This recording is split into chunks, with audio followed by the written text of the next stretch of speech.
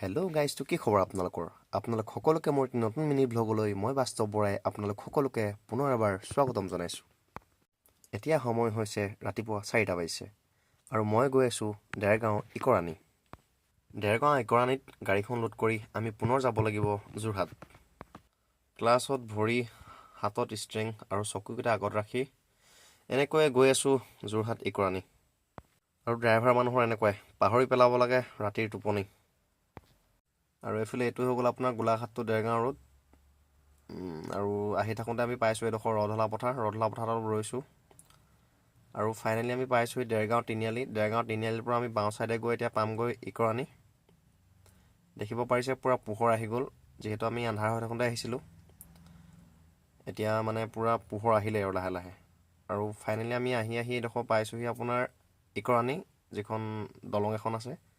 আৰু নদীখনতে দলংখন বৰ ধুনীয়া লাগিছে, কিন্তু দেখিছে একেবাৰে ভিতৰুৱা ৰাস্তাত সোমাবলগীয়া হৈছে। ৰাস্তাৰ অৱস্থা কেনেকুৱা পূৰা মানে দেখিয়ে প্ৰথম মই ভয় খাই গৈছিলোঁ গাড়ীখন যাব নে নাযায় বুলি, কিন্তু যেনেকৈ তেনেকৈ গাড়ীখন ভৰালোঁ। ৰাস্তা দেখিছে পূৰা পথাৰতকৈ হাতোচা হৈ আছে, মানে গোটেই বোকা আৰু বোকা। ভবাটোকে হ'ল আপোনাৰ এইফালে গাড়ীখন শ্লিপ কৰিলে পূৰা।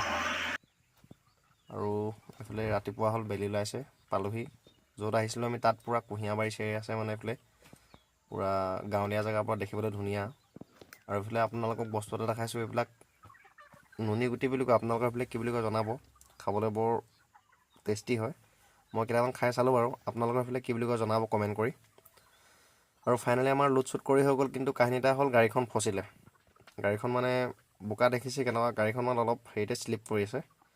আৰু এই হেমন্তই কোৰ চোৰ আনি খান্দি কৰি দিয়াৰ পিছত গাড়ীখন ওলালে আৰু আমি পূৰা মেইন ৰোডত পাই গ'লোঁ। এতিয়া মেইন ৰোডত দেখিব পাৰিছে দেৰগাঁও মেইন ৰোড, চাৰিওফালে আপোনাৰ বাগান দেখিবলৈ বৰ পৰিৱেশটো ধুনীয়া লাগিছে, ৰাতিপুৱাৰ পৰিৱেশ।